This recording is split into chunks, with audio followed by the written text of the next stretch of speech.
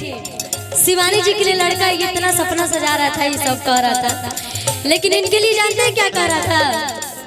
इनके लिए भी कह रहा था भाई, इनके बता देनी ना कि दिल के फील बता देता नहीं, इनके खातिर क्या कहत रहे, इनके लिए कह रहा था लड़का तो बड़े मन को रोता ए रात को रे के भेंट आयो ही हो कॉलेज सवेरे तोहर करब हम भेंट। शिवानी जी के लिए कह रहा था कि सुनो ए रानी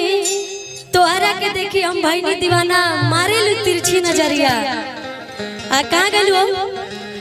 इनके खातिर कहता जी जीरा जिराफ क्या बात है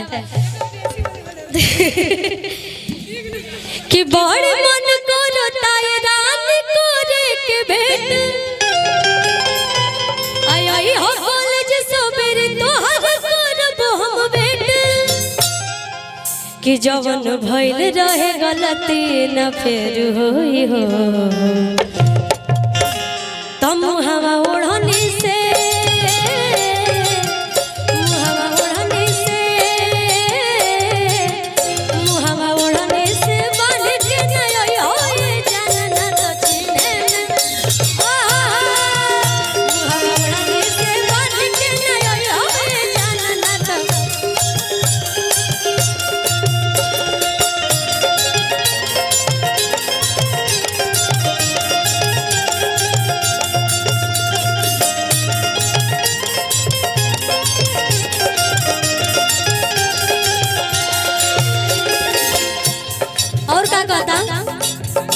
कपड़ा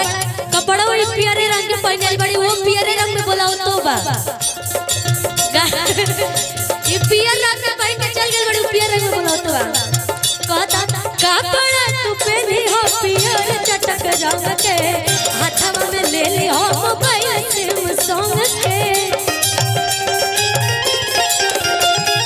कपड़ा तू पहनी हो पियर चटक रंग के हाथवा में ले ली हो मोबाइल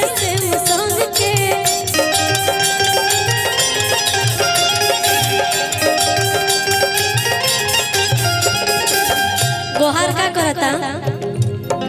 ये भाग जा रही है बार बार डरा रही है क्या जी कि जवन भइल रहे गलती ना फेर होई हो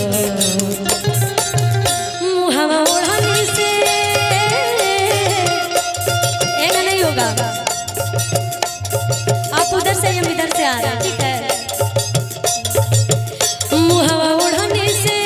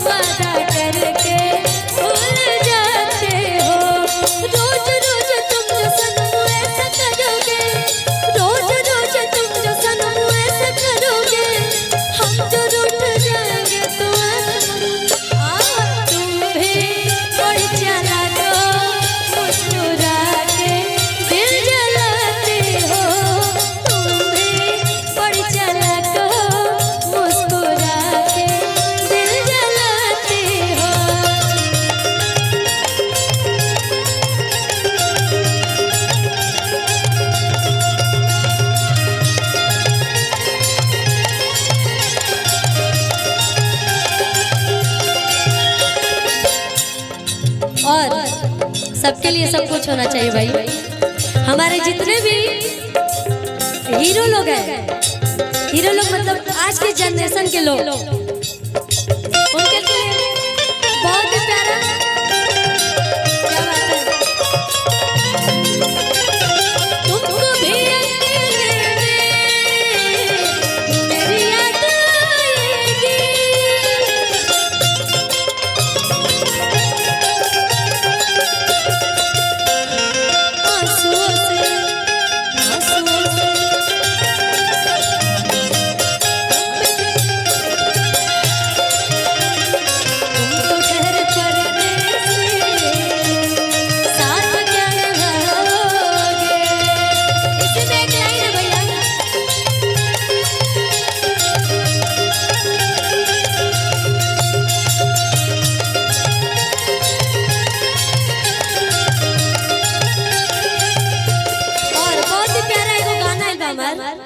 बहुत ही अच्छा गाना बा। लड़का कहता कि सुनो ये रानी तुहरा के देखे हम भइल दीवाना मारे लुटी रचना जा। सुनो ये रानी तुहरा के देखे हम भइल दीवाना मारे लुटी रचना जा। क्या बात है?